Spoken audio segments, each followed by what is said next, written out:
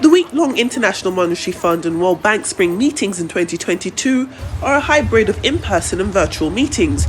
Though no press has been allowed inside the buildings, the presence, albeit limited, is still there. Wednesday's meetings included talk of a digital finance revolution and its prospects in Africa. Rwandan President Paul Kagame was optimistic. Over the years, Africa's digital transformation has been driven in particular by mobile financial services.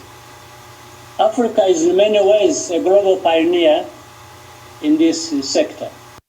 The bank had been advising Nigeria to end the petrol subsidy. For Nigeria, the World Bank issued another not-so-gentle reminder about its fuel subsidies. The World Bank president doubling down on advice given by the bank back in November, insisting fuel subsidies benefit the rich far more than they benefit the poor, and as a result continue to drain the economy and leave state and federal governments unable to pay salaries before the end of 2022.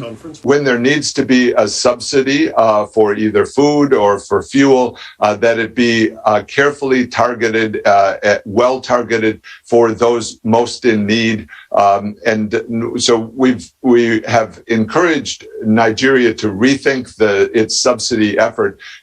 Also, two other things that I'll mention on Nigeria that are important. It runs a multiple exchange rate system, which is complicated and is not as effective as it would be if there were a single exchange rate. The most useful thing for development is to have a single exchange rate that's market-based, that is stable over long periods of time. That attracts investment, and it also means that there's discipline within the country's fiscal policies. So that would help. And then Nigeria also has trade barriers that distort trade flows, and that could be improved substantially in order to help the people in Nigeria move forward.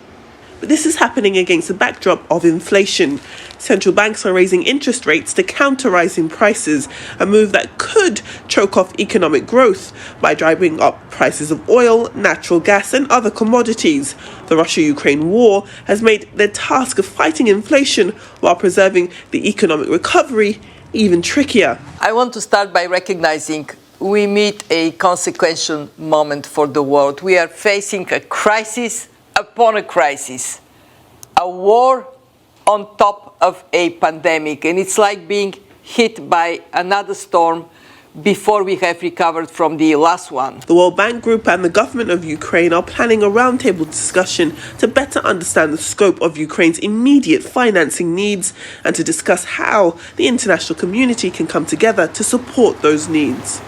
We needn't forget how the ties between development and climate change are strengthening. Thursday's meetings will also include conversations on how to transition economies in order to transform the environment. Adefemi Akinsanya, Arise News, Washington, D.C.